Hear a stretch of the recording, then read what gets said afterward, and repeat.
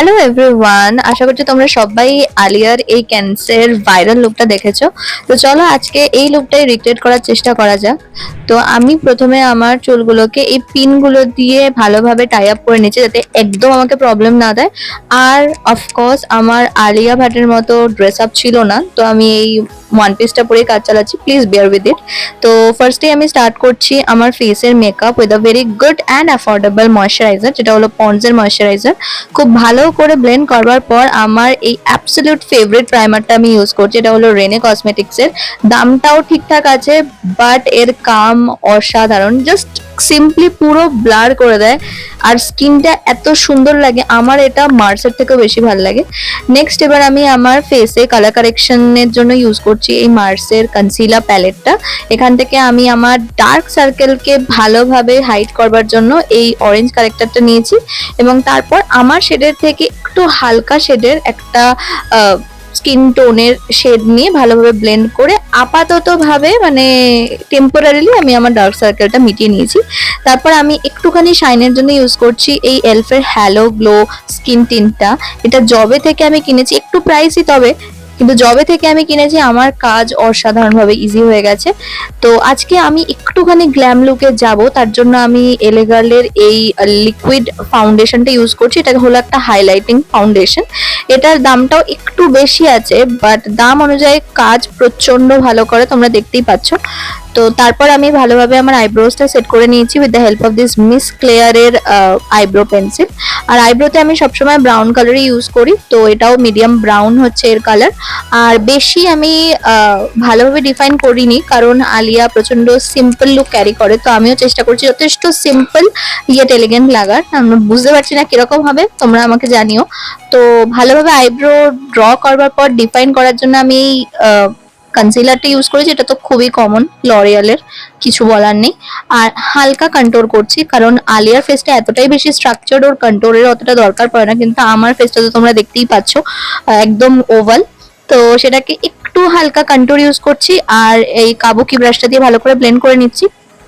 তো ব্লাশের জন্য আমি ইউজ করেছি সুইস বিউটির ক্রিম এটা ব্লাশটা। এটা এত বেশি পিগমেন্টেড আর এত সুন্দর একটা এফেক্ট দেয়, মানে কি বলবো। ভালোভাবে ওয়ার্ম আপ করার পর আমি হালকাভাবে অ্যাপ্লাই করছি অ্যান্ড ইউ উইল সি কতটা সুন্দর এফেক্ট দেয়। আর একটা বড় কথা হলো যে এটা অতটা হার্শ লাগে না স্কিনে, খুব সুন্দরভাবে স্কিনের সাথে ব্লেন্ড হয়ে যায়।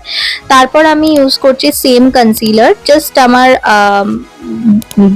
মেন হাইলাইটেড জায়গাগুলোতে একটুখানি হাইলাইট করবার জন্য আমি ইউজ করে নিচ্ছি সেম হাইলাইটিং কনসিলার এবং ভালোভাবে ব্লেন্ড করে নেবার পর, বাই দ্য ওয়ে এই ব্লেন্ডিং এর জন্য যে ব্রাশটি ইউজ করছি this is also from the brand called Mars.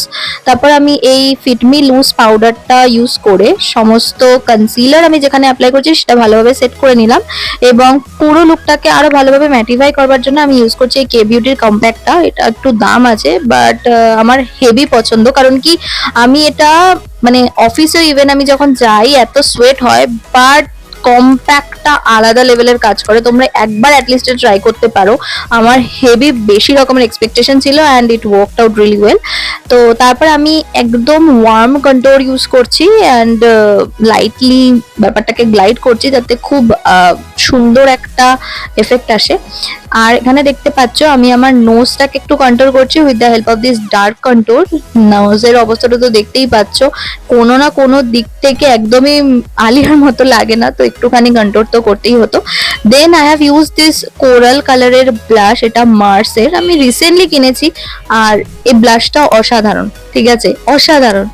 তারপর আমি ইউজ করছি রেভলিউশনের ভাঙাচোরা আইশ্যাডো প্যালেটটা। এটা আমার এত বেশি পছন্দ যে দেখো আধা আধা বলবো না, 2-3টে শেড তো নেই, বাট তাও আমি এটা ইউজ করে যাচ্ছি।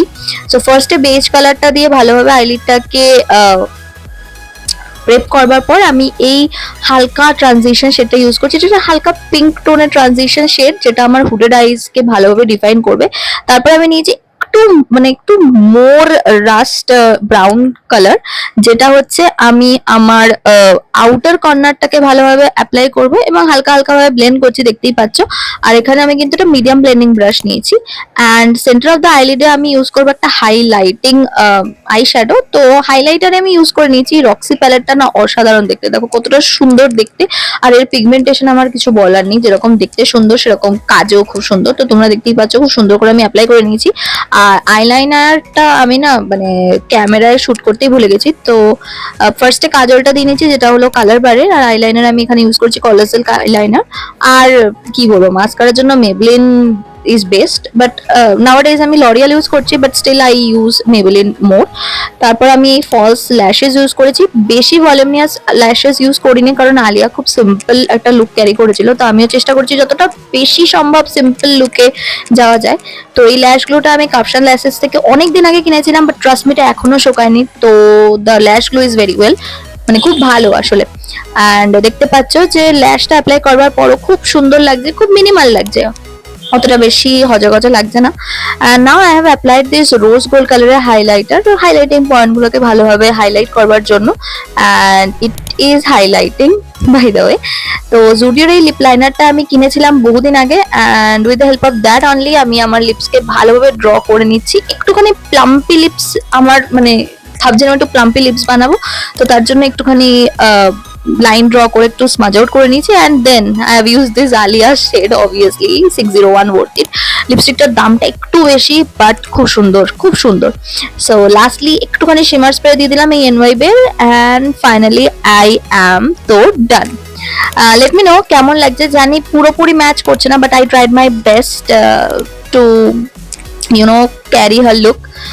তো তোমরা জানো কমেন্টে, আর ভালো লেগে থাকলে একটা সাবস্ক্রাইব করে দিও, লাইক করে দিও। দেখা হচ্ছে নেক্সট ভিডিওতে, টিল দেন খুব ভালো থেকো, বাই বাই।